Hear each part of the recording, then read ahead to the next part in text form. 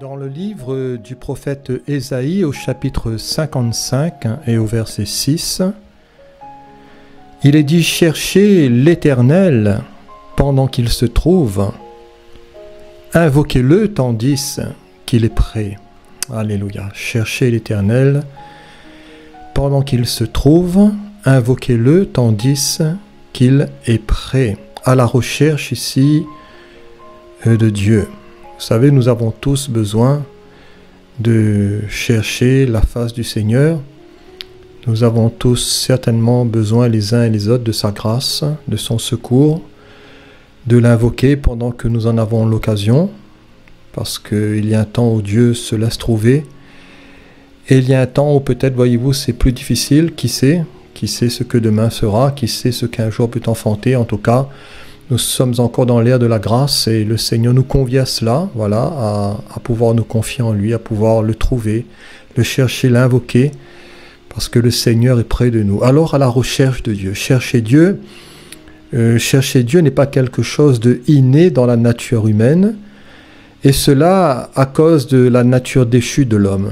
Vous savez, la parole nous montre clairement qu'il n'y a pas de juste, pas même un seul. Et dans le psaume 14, verset 2, il est dit que l'Éternel, du haut des cieux, regarde les fils de l'homme pour voir s'il y a quelqu'un qui soit intelligent, qui cherche Dieu. Tous sont égarés, nous dit la parole, tous sont pervertis. Il n'en est aucun qui fasse le bien, pas même un seul. Alors ici, il y a un verdict ici qui est quand même terrible. Tous sont égarés, tous sont pervertis, c'est-à-dire corrompus moralement. Alors vous savez, l'homme, l'être humain n'aime pas qu'on lui renvoie toujours une image qui lui soit défavorable, mais la parole est quand même ce miroir où le Seigneur nous convie à pouvoir nous voir, voilà, tel que nous sommes. Et bien sûr que la parole nous montre réellement notre état spirituel, notre état moral, et que nous sommes coupés, voyez-vous, du Seigneur, nous sommes loin de la gloire, de sa force, nous vivons sans Christ dans ce monde. Et nous avons besoin de repentance, de salut, de grâce, de revenir au Seigneur, afin que le Seigneur puisse nous communiquer sa nature à lui, afin que le Seigneur puisse nous faire naître d'en haut, dans l'esprit et de l'esprit, pour que nous soyons ensemencés par cette parole vivante et permanente de Dieu, pour que le Seigneur puisse nous régénérer et nous communiquer sa nature à lui, qui est une nature divine et que le Seigneur veut planter dans nos cœurs. Alors concernant la nature déchue de l'homme, plus tard, l'apôtre Paul dira, après le psalmiste, inspiré par le Saint-Esprit, l'apôtre Paul dira par le Saint-Esprit, dans Romains 3, verset 9, « Quoi donc sommes-nous plus excellents? Nullement, car nous avons déjà prouvé que tous, juifs et grecs, sont sous l'empire du péché. » Voilà, sont tous sous l'empire du péché. Selon qu'il est écrit, il n'y a point de juste, pas même un seul, nul n'est intelligent, nul ne cherche Dieu. Tous sont égarés, tous sont pervertis, il n'en est aucun qui fasse le bien, pas même un seul. Et nous savons, nous dit la parole, que tous sont péchés et sont privés de la gloire de Dieu. Alors face à l'incapacité de tout homme et de toute femme à chercher Dieu, je l'ai noté, il faut une attraction de Dieu. Voilà, face à l'incapacité de tout individu, quel que soit son âge, quelle que soit sa condition religieuse ou non, sa condition sociale, qui que nous soyons, blancs ou noirs, riches ou pauvres, tout individu est enfermé sous l'empire et sous l'emprise du péché, et le salaire du péché, c'est la mort, et tout individu est dans cette incapacité à réellement chercher Dieu et à réellement, voyez-vous, lui être agréable. Il nous faut une attraction de Dieu. Il nous faut une attraction divine, nous dit la parole. Dans le Cantique des Cantiques, il est dit « Car ton amour vaut mieux que le vin, tes parfums ont une odeur suave, ton nom est un parfum qui se répand, c'est pourquoi les jeunes filles t'aiment. Entraîne-moi après toi. » Voilà, nous dit les Cantiques des Cantiques. « Entraîne-moi après toi, nous courons. Le roi m'introduit dans ses appartements, nous nous égaierons. Nous nous réjouirons à cause de toi, nous célébrerons ton amour plus que le vin, c'est avec raison que l'on t'aime. Alors entraîne-moi après toi, nous courons. Et cela m'a fait penser bien sûr aux paroles de l'apôtre Paul en Philippiens 3, verset 12, où il dira « Ce n'est pas que j'ai déjà remporté le prix, ou que j'ai déjà atteint la perfection, mais je cours, dira l'apôtre, pour tâcher de le saisir lui, c'est-à-dire le Christ Jésus, puisque moi aussi j'ai été saisi par Jésus-Christ. Frère, dira-t-il, je ne pense pas l'avoir saisi, mais je fais une chose, oubliant ce qui est en arrière, et me portant vers ce qui est en avant, je cours, dira l'apôtre, je cours vers le but, pour remporter le prix de la vocation céleste de Dieu en Jésus-Christ. Alléluia. Alors, face à l'incapacité de tout homme et de toute femme à chercher Dieu, il faut une attraction de Dieu, il nous faut une attraction d'en haut, divine. Entraîne-moi après toi. Dans le livre de Jérémie, le Seigneur, faisant allusion à son peuple, dira « De loin l'Éternel se montre à moi. Je t'aime d'un amour éternel, c'est pourquoi je te conserve ma bonté. » Si le Seigneur ne nous conservait pas sa bonté, que serions-nous devenus? Si le Seigneur comptait nos fautes, nous dit la parole, qui pourrait subsister? Qui pourrait tenir devant sa face, devant ce feu dévorant? Mais l'Éternel se montre à moi, et le Seigneur dira « Je t'aime d'un amour éternel ». Le Seigneur nous a gravés dans ses mains, nous avons de la valeur à ses yeux, nous sommes membres de sa famille, fils et filles de Dieu par la foi et par adoption. C'est pourquoi je te conserve ma bonté. Je te rétablirai encore et tu seras rétabli. Cher ami, peut-être que tu es cassé, tu es las, tu es fatigué, mais sache que le Seigneur a ce pouvoir de te secourir d'en haut de son ciel de gloire par son Saint-Esprit au travers de son Machiar, de son Christ, et le Seigneur ne se lassera point de te relever, de te secourir, de relever ta tête peut-être qui est courbée par la souffrance, par les larmes, par des difficultés, mais tu seras rétabli. Alléluia. Alors l'Éternel se montre à moi, je te conserve ma bonté. L'attraction divine, l'attraction de Dieu. Jésus lui dira dans Jean chapitre 6, verset 44, « Nul ne peut venir à moi si le Père qui m'a envoyé ne l'attire, et je le ressusciterai au dernier jour. » Alors, quelle parole ici puissante. Nous savons que Jésus ne parle jamais dans le vide. Le Christ, le Fils du Dieu vivant, chaque mot, chaque parole du Christ Jésus est remplie de valeur, voyez-vous, de paroles dignes de foi. Et le Seigneur nous dit ici que nul ne peut venir à moi si le Père qui m'a envoyé ne l'attire, et je le ressusciterai au dernier jour. Alors, attire à ce sens, d'attirer par un pouvoir intérieur. Et vous savez, tout cela, c'est l'œuvre de l'Esprit de Jésus, c'est l'œuvre du Saint-Esprit, de l'Esprit de Dieu. Et dans Jean chapitre 16, verset 7, il est dit « Cependant », Jésus dira « Cependant, je vous dis la vérité, il vous est avantageux que je m'en aille, car si je ne m'en vais pas, le Consolateur ne viendra pas vers vous, mais si je m'en vais, je vous l'enverrai. Et quand il sera venu, il convaincra le monde en ce qui concerne le péché, la justice et le jugement, en ce qui concerne le péché parce qu'il ne croit pas en moi, la justice parce que je vais au Père et que vous ne me verrez plus, le jugement parce que le prince de ce monde est jugé. Alors concernant ce passage, j'ai lu dans le Nouveau Testament d'Alfred Kuhn, qui a traduit ce passage d'une manière magnifique, et il a traduit, Alfred Kuhn, ce passage en ces termes. En effet, si je ne m'en allais pas, le conseiller divin ne viendrait pas vers vous. Voilà, le conseiller divin ne viendrait pas vers vous. Il est donc préférable, dira Jésus, pour vous de me voir partir, car alors je vous l'enverrai. Quand il sera venu, il prouvera à ceux qui vivent dans le monde la réalité du péché. Voilà. C'est quand même une traduction où on voit un peu plus clair. Au lieu qu'il vous convaincra, il convaincra le monde en ce qui concerne le péché. Ici, il est dit qu'il prouvera à ceux qui vivent dans le monde la réalité du péché. Tel est le rôle de l'Esprit, de la justice et du jugement. Il leur fera prendre conscience de leur péché, qui consiste à refuser de croire en moi. Il leur montrera de quel côté est la justice, en leur révélant que je m'en vais au Père lorsque vous m'aurez perdu de vue. Enfin, il leur ouvrira les yeux au sujet du jugement divin, puisque le dominateur de ce monde est d'ores et déjà condamné. Alléluia. C'est pour cela qu'il est toujours intéressant de comparer les versions. Ce sont des couleurs différentes, mais qui quand même est appréciable. Alors dans Jean 12, verset 32, Jésus dira, « Et moi, quand j'aurai été élevé de la terre, j'attirerai tous les hommes à moi. » Alors face à l'incapacité de tout homme et de toute femme à chercher Dieu réellement et efficacement, il faut une attraction de Dieu. Je le crois, s'il n'y a pas l'œuvre de l'Esprit pour attirer nos cœurs, pour que nous puissions soupirer après les choses d'en haut, s'il n'y a pas la force de l'Esprit pour nous montrer notre état, notre besoin de nous humilier sous la main de Dieu, pour que le Seigneur nous réveille dans notre esprit, pour qu'il nous communique sa nature et sa vie d'en haut, alors vraiment il nous faut cette attraction de Dieu, cette attraction divine. Et tout est gratuit, tout est par la foi, rien ne se paye.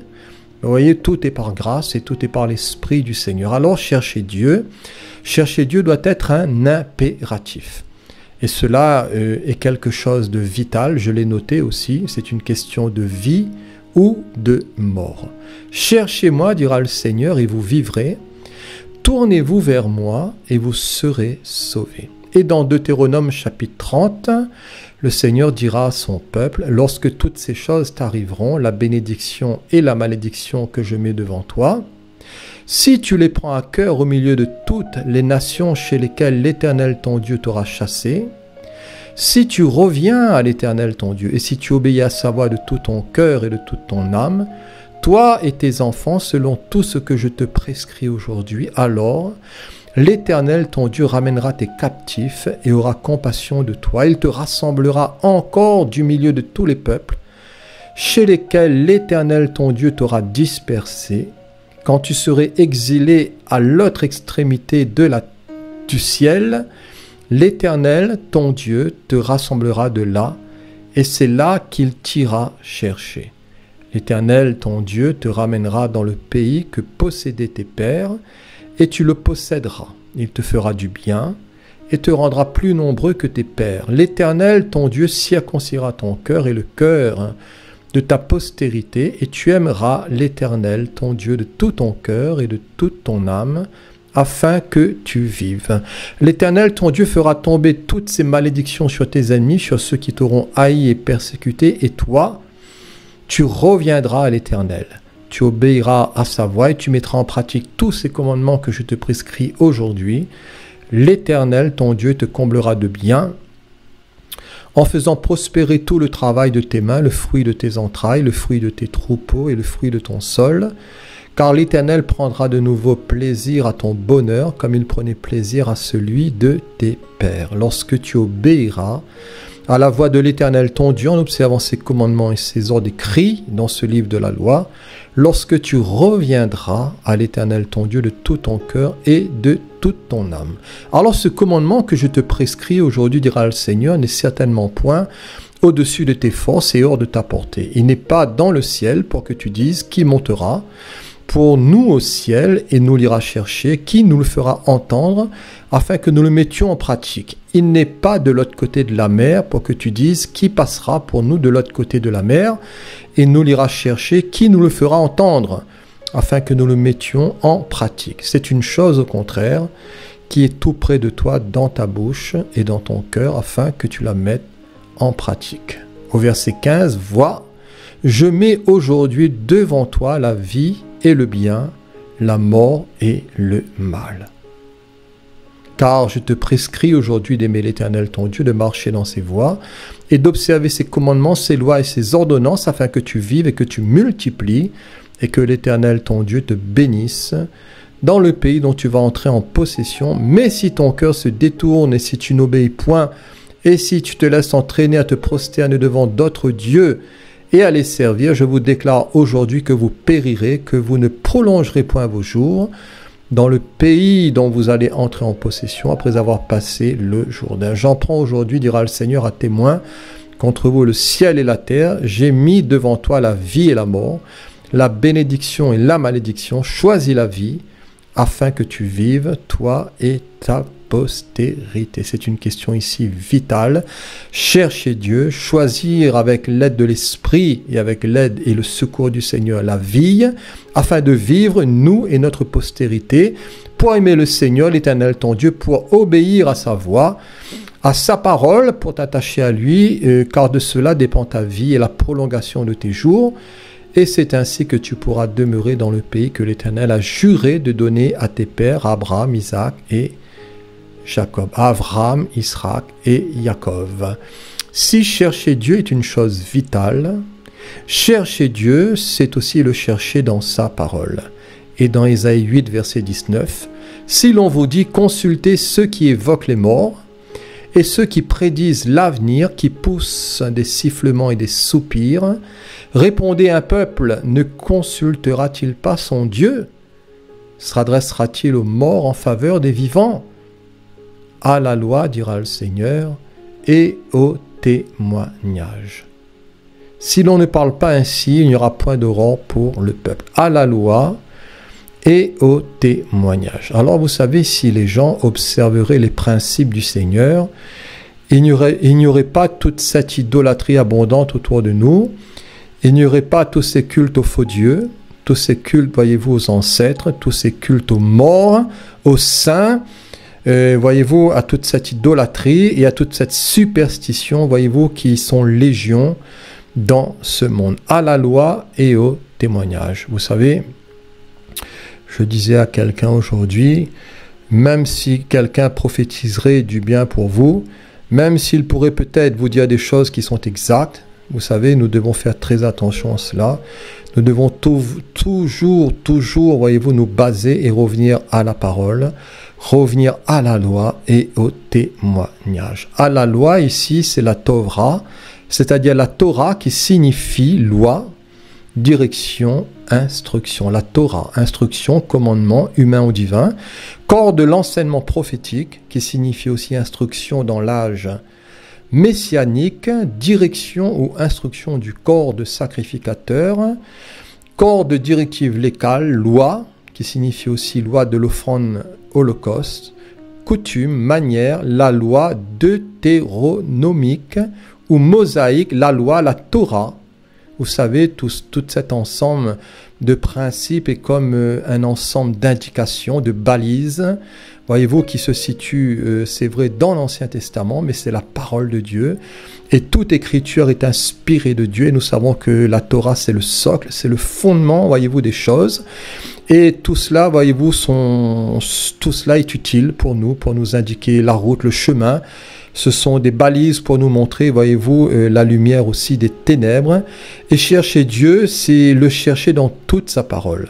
Et pas seulement dans le Nouveau Testament, ou pas seulement dans l'Ancien Testament, mais dans toute la parole. Hier, je témoignais dans la ville à un groupe de personnes sous un arrêt de bus. Et une dame m'a dit qu'elle aime lire le Nouveau Testament, mais l'Ancien, alors là, pas vraiment. Parce que, voyez-vous, beaucoup de gens, pour eux, l'Ancien Testament, ils y voient plutôt des meurtres, ils y voient plutôt couler beaucoup de sang, d'animaux, ils y voient, voyez-vous, beaucoup de guerres, et ils préfèrent le Nouveau Testament. Mais vous savez, l'Ancien Testament, toutes ces choses sont prophétiques, toutes ces choses, par l'aide du Seigneur, nous devons les ramener à Christ dans une compréhension renouvelée. Parce que toute la parole a un sens, vous savez, et dans le déchiffrage de l'hébreu, il y a des choses vraiment magnifiques. Dans le déchiffrage de l'hébreu, pour ma part, moi ça m'arrive d'aller sur le site de Théonopsie, je l'ai déjà dit, mais je le redis pour ceux qui écouteraient ce message, sur le site de Eddie Customari, ce frère, voyez-vous, qui est un docteur de la parole qui a eu cette faculté, cette intelligence, cette grande intelligence, voyez-vous, sans le vanter, bien sûr, parce que toute la gloire revient au Seigneur. Mais c'est un frère, voyez-vous, qui est rempli de sagesse, rempli d'intelligence et de grâce. Et l'Esprit du Seigneur travaille avec lui. Et voyez-vous, il a toute cette intelligence pour déchiffrer aussi les lettres, chose que moi, bien sûr, je n'ai pas. Voilà, je suis beaucoup limité. Mais avec ma faible compréhension, j'essaie de vous transmettre ce que je peux. Et je prie pour que le Seigneur m'aide, voilà, priez pour moi aussi, parce qu'il faut faire attention dans l'interprétation, on peut très vite dévier. On peut très vite faire fausse route, voyez-vous, aller dans le décor, faire fiasco. C'est pour cela qu'il y a tant d'interprétations autour de nous, que ce soit l'Apocalypse, dans le livre de Daniel, ou même dans la parole dans son ensemble. Et il faut vraiment être vigilant pour décoder les choses par l'esprit et d'une bonne manière. En tout cas, prier pour ceux qui prêchent la parole, parce que c'est une grande responsabilité et ce n'est pas facile. Alors nous devons chercher Dieu dans l'Ancien Testament et dans le Nouveau Testament. Il y a des choses qui sont révolues, par exemple les sacrifices d'animaux, puisque le Christ Jésus est venu en croix et il a tout accompli pour nous. Il s'est offert une fois pour toutes, plus besoin d'offrir des sacrifices, mais les principes moraux, les principes sociaux, les principes spirituels, tout cela, voyez-vous, est encore valable. Dans Jérémie 15, verset 15, il est dit « Tu sais tout, ô Éternel ». Voilà le serviteur de Dieu ici.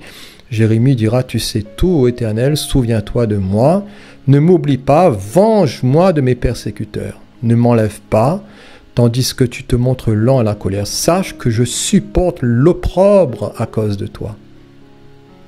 Et Jérémie dira au verset 16 de ce chapitre 15, j'ai recueilli tes paroles, je les ai dévorées, tes paroles ont fait la joie et l'allégresse de mon cœur, car ton nom est invoqué sur moi, Éternel, Dieu des armées. Alors, est-ce que nous recueillons cette parole? Est-ce que nous les dévorons? Voilà. Je les ai dévorés. Dévorer en hébreu, c'est la définition de akal, et qui signifie manger, dévorer, se nourrir. Et dans Ésaïe 55, verset 1, il est dit, vous tous qui avez soif, venez aux eaux, même celui qui n'a pas d'argent, venez, achetez et mangez, venez acheter du vin et du lait sans argent. Voilà, c'est quand même drôle ici. Venez acheter sans argent, sans rien payer. Nous savons que tout est par grâce. Voilà, déjà dans l'Ancien Testament, il y avait toute cette annonce de cette abondance de la grâce et de la miséricorde. Alors venez acheter et manger. Achetez du vin et du lait sans argent, sans rien payer. Pourquoi pesez-vous de l'argent pour ce qui ne nourrit pas? Pourquoi travaillez-vous pour ce qui ne rassasie pas? Dieu dira, écoutez-moi donc et vous mangerez ce qui est bon, et votre âme se délectera de mes succulents. Vous mangerez ce qui est bon et votre âme se délectera de mes succulents. Nous savons que l'homme ne vivra pas de pain seulement, mais de toute parole qui sort de la bouche de Dieu. Et au-delà du pain du boulanger, le Seigneur veut nous donner le pain de vie qui est le Christ Jésus. Dans Jean 6, verset 27, « Travaillez, dira le Maître, non pour la nourriture qui périt, mais pour celle qui subsiste pour la vie éternelle et que le Fils de l'homme vous donnera. Car c'est lui que le Père, que Dieu a marqué de son sceau. » Ils lui dirent, mais que devons-nous faire pour faire les œuvres de Dieu? Jésus leur répondit, l'œuvre de Dieu, c'est que vous croyez en celui qu'il a envoyé. Alors quel miracle fais-tu donc? Lui dirent-ils, afin que nous le voyions et que nous croyions en toi. Que fais-tu? Nos pères ont mangé la manne dans le désert, selon ce qui est écrit, il leur donna le pain du ciel à manger. Jésus leur dit, en vérité, je vous le dis, Moïse ne vous a pas donné le pain du ciel, mais mon Père vous donne le vrai pain du ciel. Car le pain de Dieu, c'est celui qui descend du ciel et qui donne la vie au monde. Et il lui dit, mais Seigneur, donne-nous toujours ce pain. Jésus leur dit, je suis le pain de vie. C'est magnifique. Je suis le pain de vie. Celui qui vient à moi, dira le Maître, n'aura jamais faim, et celui qui croit en moi n'aura jamais soif. Mais je vous l'ai dit, vous m'avez vu, et vous ne croyez point, dira Jésus. Tout ce que le Père me donne viendront à moi, et je ne mettrai pas dehors celui qui vient à moi. Car je suis descendu du ciel pour faire non ma volonté, mais la volonté de celui qui m'a envoyé. Or, la volonté de celui qui m'a envoyé, c'est que je ne perde rien de tout ce qu'il m'a donné, mais que je le ressuscite au dernier jour. La volonté de mon Père, c'est que quiconque voit le Fils et croit en lui ait la vie éternelle, et je le ressusciterai au dernier jour. Alors les Juifs murmuraient.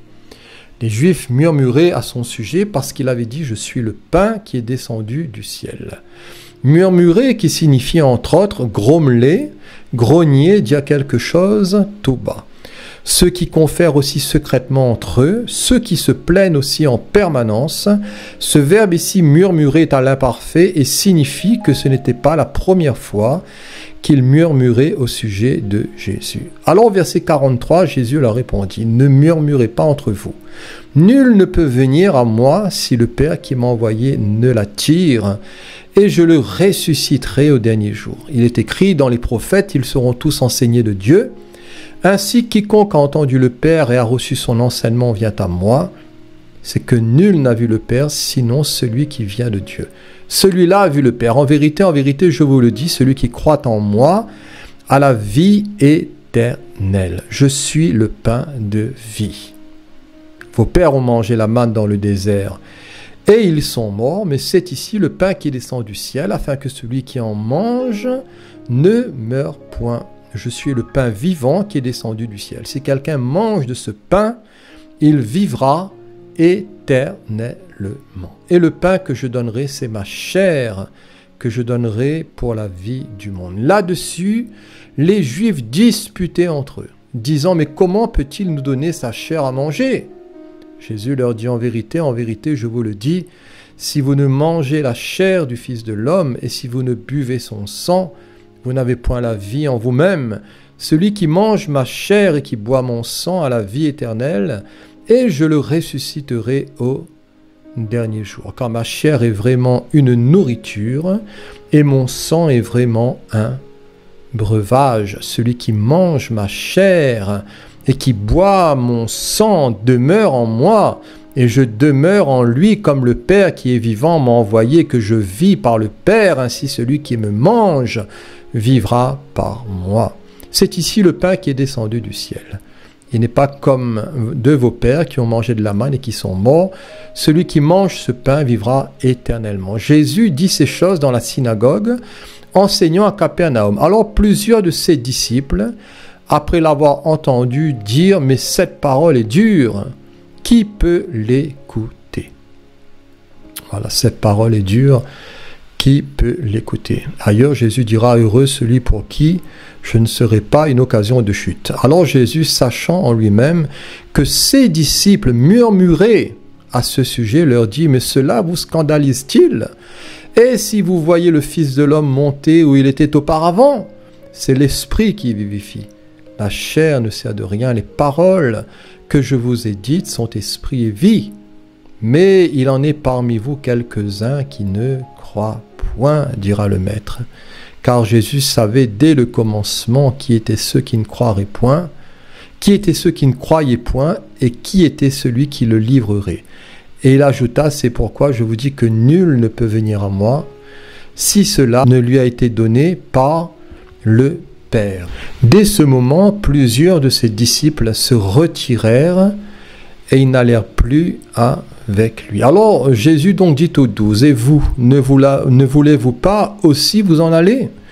Simon-Pierre lui répondit, mais Seigneur, à qui irions-nous? Tu as les paroles de la vie éternelle, et nous avons cru, et nous avons connu que tu es le Christ, le Saint de Dieu. Ici, c'est croire et connaître. Nous avons cru et nous avons connu. Alors Jésus ne flatte personne. Je l'ai noté, vous savez, le Seigneur, il a des bonnes choses à nous donner. Il a des choses magnifiques à nous communiquer aux uns aux autres, sa grâce, son merveilleux salut, sa personne, sa chair, son corps, son sang. Toutes ces choses, voyez-vous, qui sont d'une valeur inestimable.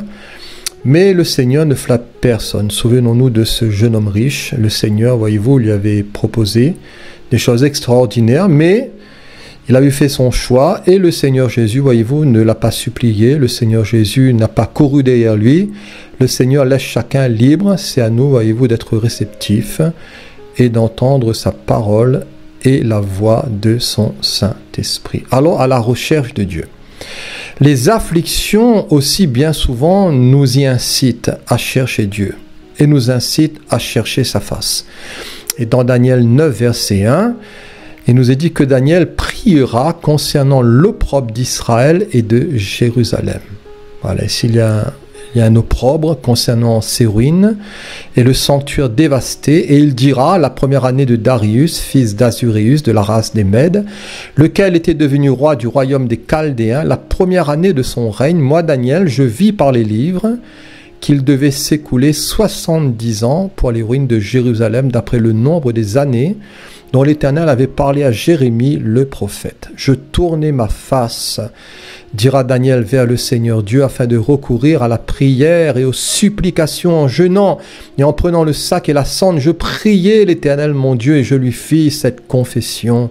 Seigneur Dieu grand et redoutable, toi qui gardes ton alliance et qui fais miséricorde à ceux qui t'aiment et qui observent tes commandements, nous avons péché. Voilà, il s'associe, voyez-vous, avec le peuple. Et voyez-vous, il reconnaît tout l'état et le besoin du peuple. Avec lui, nous avons péché, nous avons commis l'iniquité, nous avons été méchants et rebelles. Nous nous sommes détournés de tes commandements et de tes ordonnances. Nous n'avons pas écouté tes serviteurs, les prophètes, qui ont parlé en ton nom à nos rois, à nos chefs, à nos pères et à tout le peuple du pays. À toi, Seigneur, est la justice. Et à nous la confusion de face en ce jour, aux hommes de Juda, aux habitants de Jérusalem, et à tout Israël, à ceux qui sont près et à ceux qui sont loin dans tous les pays où tu les as chassés à cause des infidélités dont ils se sont rendus coupables envers toi. Seigneur, à nous la confusion de face, à nos rois, à nos chefs et à nos pères, parce que nous avons péché contre toi, auprès du Seigneur notre Dieu. La miséricorde et le pardon, car nous avons été rebelles envers lui. Nous n'avons pas écouté la voix de l'Éternel notre Dieu pour suivre ses lois qu'il avait mises devant nous par ses serviteurs les prophètes. Tout Israël a transgressé ta loi et s'est détourné pour ne pas écouter ta voix. Alors se sont répandues sur nous les malédictions et les imprécations qui sont écrites dans la loi de Moïse, de Moshe, serviteur de Dieu, parce que nous avons péché contre Dieu. Il accomplit les paroles qu'il avait prononcées contre nous et contre nos chefs, qui nous ont gouvernés. Il a fait venir sur nous une grande calamité, et il n'en est jamais arrivé sous le ciel entier une semblable à celle qui est arrivée à Jérusalem. Alors, comme cela est écrit dans la loi de Moïse, toute cette calamité est venue sur nous et nous n'avons pas imploré l'Éternel notre Dieu. Nous ne nous sommes pas détournés de nos iniquités. Nous n'avons pas été attentifs à ta vérité. L'Éternel a veillé sur cette calamité et l'a fait venir sur nous, car l'Éternel notre Dieu est juste dans toutes les choses qu'il a faites, mais nous n'avons pas écouté sa voix. Alors ici, voyez-vous, cela n'a rien à voir avec Satan ou avec le diable. C'est le Seigneur qui a veillé sur tout cela. Même, voyez-vous, sur tous ces temps d'épreuves pénibles pour Israël, parce que leur nuque était raide, pour que leur cœur revienne au Seigneur, pour qu'ils soient attentifs à la vérité. Et tout cela est l'œuvre du Seigneur. Je le dis pourquoi? Parce qu'il arrive de faire la chasse aux sorcières et de voir le diable partout. Voilà, or que loin de tout cela, voyez-vous, c'est l'œuvre du Seigneur. La parole nous dit que c'est lui qui fait la plaie, c'est lui qui la pense et qui la bande et qui la guérit. L'Éternel fait naître, il fait mourir. L'Éternel est au ciel, il fait ce qu'il veut. Et voyez-vous, il n'a de compte à rendre ni à vous et ni à moi. Alors Daniel poursuit dans sa prière au verset 15. Et maintenant, Seigneur notre Dieu, toi qui as fait sortir ton peuple du pays d'Égypte par ta main puissante et qui t'es fait un nom comme il l'est aujourd'hui, nous avons péché. Nous avons commis l'iniquité. Seigneur, selon ta grande miséricorde, que ta colère et ta fureur se détournent de ta ville de Jérusalem, de ta montagne sainte, car à cause de nos péchés et des iniquités de nos pères, Jérusalem et ton peuple sont en opprobre à tous ceux qui nous entourent. Maintenant donc, ô notre Dieu, écoute la prière et les supplications de ton serviteur, et pour l'amour du Seigneur, fais briller ta face, et fais briller ta face sur ton sanctuaire dévasté. Mon Dieu, prête l'oreille et écoute, ouvre les yeux et regarde nos ruines, regarde la ville sur laquelle ton nom est invoqué. Et tant de ruines autour de nous, cher ami, tant de vies dévastées, ruinées par le péché, par toute cette calamité, cette destruction, par le malheur. Mais il nous faut invoquer le Seigneur, car ce n'est pas à cause de notre justice que nous te présentons nos supplications, dira le prophète, c'est à cause de tes grandes compassions, Seigneur. Écoute, Seigneur, pardonne, Seigneur, sois attentif. Et là, je vois ici, voilà en même temps que vous, la triunité. Seigneur, écoute, Seigneur, pardonne. Seigneur, sois attentif. Agis et ne tarde pas, par amour pour toi, ô mon Dieu, car ton nom est invoqué sur ta ville et sur ton peuple. Alors, c'est une prière ici pleine de confession, voilà, d'humilité, de contrition de cœur, de jeûne, de retour à Dieu, voilà. Et je crois que tout cela est valable pour nous, ou peut-être valable pour nous dans les temps de sécheresse, dans les temps de désobéissance, dans les temps d'égarement, d'errance, voyez-vous, d'abandon aussi des commandements du Seigneur. Alors pour terminer, pour conclure, cherchons Dieu par la prière, cherchons-le, voyez-vous, par sa parole, par la confession aussi des péchés et par l'abandon des péchés. Et la parole nous montre clairement que nous ne le chercherons jamais en vain. Jamais nous chercherons Dieu en vain si notre cœur est honnête et sincère, si nous le cherchons de tout notre cœur. Jérémie 29, verset 10. « Mais voici ce que dit l'Éternel, dès que 70 ans seront écoulés pour Babylone, je me souviendrai de vous et j'accomplirai à votre égard ma bonne parole en vous ramenant dans ce lieu. Car je connais les projets que j'ai formés sur vous, dit l'Éternel, projets de paix et non de malheur, afin de vous donner un avenir et de l'espérance. » Voilà comme c'est beau, comme c'est magnifique, car je connais les projets que j'ai formés sur vous, sur toi, cher ami, sur moi, dit l'Éternel, projets de paix et non de malheur, afin de vous donner un avenir et de l'espérance. Vous m'invoquerez et vous partirez, vous me prierez et je vous exaucerai, vous me chercherez et vous me trouverez si vous me cherchez de tout votre cœur. Je me laisserai trouver par vous, dit l'Éternel Dieu. Et je ramènerai vos captifs, je vous rassemblerai de toutes les nations et de tous les lieux où je vous ai chassés, dit l'Éternel, et je vous ramènerai dans le lieu où je vous ai fait aller en captivité. Voilà, ici des paroles qui sont pleines d'espérance. Voilà, que le Seigneur puisse incliner nos cœurs, nous attirer à lui, dans notre incapacité réelle, fondamentale à le chercher. Nous avons besoin de sa grâce. Seigneur, aide-nous. Aide-moi, aide mes frères et sœurs, tous ceux qui écouteront ce modeste message. Fais-nous grâce, Seigneur. Aide-nous à comprendre, à obéir, à suivre tes pas, l'empreinte de tes pas, tes traces, à t'aimer de cœur, à te servir. Tu as pour nous des projets magnifiques, des projets salutaires, des projets de bénédiction, Seigneur. Bénis mes frères et sœurs. Tu vois peut-être que quelqu'un est dans la souffrance, quelqu'un est dans les larmes, dans une maladie à l'hôpital peut-être, ou sur son lit de douleur, dans une difficulté sociale, familiale, dans une plaie, Seigneur, dans une situation inexplicable, où cette personne n'arrive plus à s'en sortir, à se soustraire d'un joug, d'une servitude, peut-être même d'une possession, d'un lien, d'une chaîne, d'une passion, d'un vice. Mais Seigneur, étends tes mains sur ton peuple, étends tes mains sur le cœur de l'homme qui souvent est dur, qui souvent est rebelle, de la femme. Aide-nous, Seigneur, à ne pas raisonner, à ne pas tourner en rond dans nos déserts, mais à venir à toi, nous désaltérer. Guéris-nous, Seigneur, fais-nous grâce. Fais grâce à nos familles, à nos enfants, à nos petits-enfants. Bénis-les, que tu puisses les protéger, les garder, avoir une bénédiction pour eux, pour nos foyers, nos familles, pour nos parents, peut-être qui sont d'un certain âge, qui sont peut-être grabataires, infirmes, valides.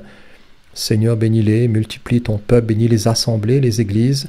Seigneur, de maisons, de rassemblements, partout où ton peuple prie, Seigneur, quel que soit le lieu ou l'endroit, dans quels que soient les pays, accorde-leur ta grâce, fais-nous grâce, Seigneur, au travers de ces paroles, et aide-nous à te chercher, à la recherche de Dieu, au nom de Jésus. Merci, Père Céleste. Amen. Voilà, soyez bénis, chers auditeurs. Je vous remercie pour votre écoute, voilà, pour ces quelques paroles que le Seigneur a mis sur mon cœur.